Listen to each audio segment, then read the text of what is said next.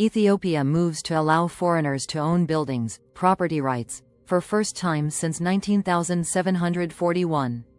Land as a tool for elite enrichment. The core of state corruption. Ethiopia's political elite, both past and present, have long treated land as the most lucrative and easily exploited public resource. Unlike minerals or oil, land requires no extraction costs, yet yields instant value through leasing, resettlement, or speculation. How it works. State officials reclassify land, especially near cities, as investment zones or redevelopment areas. They evict locals or farmers, often without compensation or through intimidation. Then they lease or sell the land to investors, party affiliates, or foreign companies, extracting bribes or kickbacks in the process. The new land owners receive legal certificates, often by bypassing the constitutional limitations via corrupt channels. This isn't merely a bureaucratic issue, it is a systemic mechanism for wealth extraction by those in power. 2. Evictions and humiliation of locals. A violent pattern in areas surrounding Finfin and other urban centers. Locals, especially Oromo families, have endured a pattern of systematic dispossession. Residents are told their land has been taken for public interest or rezoned. They are ordered to dismantle their own homes or face state bulldozers and be billed for the demolition.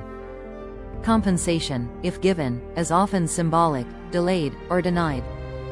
No legal recourse is realistically available, as courts and land bureaus often side with the state or investors.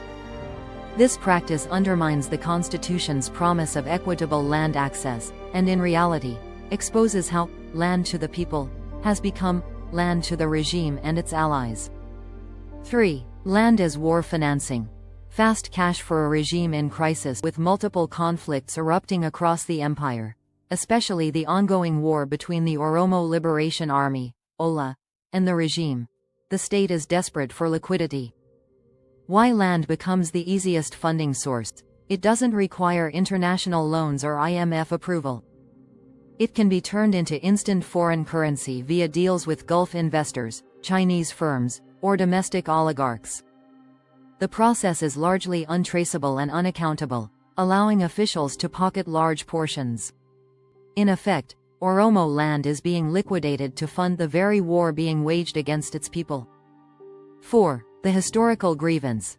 Oromia as the empire's resource base. The issue of land in Oromia is not new.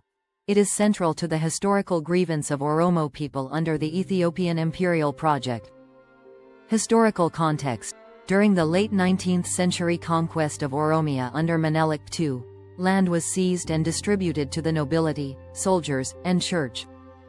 The Oromo were reduced to gabber, tenant, status, forced to pay tribute and labor to their own dispossessors. Under Haile Selassie, the exploitation was legalized and romanticized as part of Ethiopian unity. Even under the Derg and EPRDF, Oromia was administered but not empowered, its lands exploited but its people marginalized. Present continuity. The current regime's land practices are extensions of this historical colonialism, masked under federal law but serving central state militarism and enrichment. 5. Current reform plus ongoing war equals powder keg. Introducing foreign property ownership reform while waging a war in Oromia, displacing rural populations near Addis, exploiting land to fund that war, and denying historical injustice, is not just tone-deaf, it's provocative. Likely consequences. Increased popular resistance in Oromia, possibly merging urban housing victims with OLA's rural support base. Heightened political polarization as land becomes the front line of identity, justice, and survival. Potential for mass protests, insurgency escalation, and retaliatory attacks on foreign-owned properties. Ethiopia risks becoming another case of economic liberalization igniting social collapse, seen previously in Zimbabwe and Sudan. Final analysis. Reform without justice is a recipe for disaster. This reform is being pushed without reconciliation, restitution, or legal reform, and that's the danger. It prioritizes fast cash over long-term stability. It rewards corrupt officials while punishing poor citizens. It ignores the historical wound of land theft, especially in Oromia. And it risks making peace and democratic transition impossible. Until the government ends forced evictions, compensates displaced communities, addresses historical land theft in Oromia, and delinks land policy from war funding, any talk of land reform will be seen as legalized looting. Stay informed.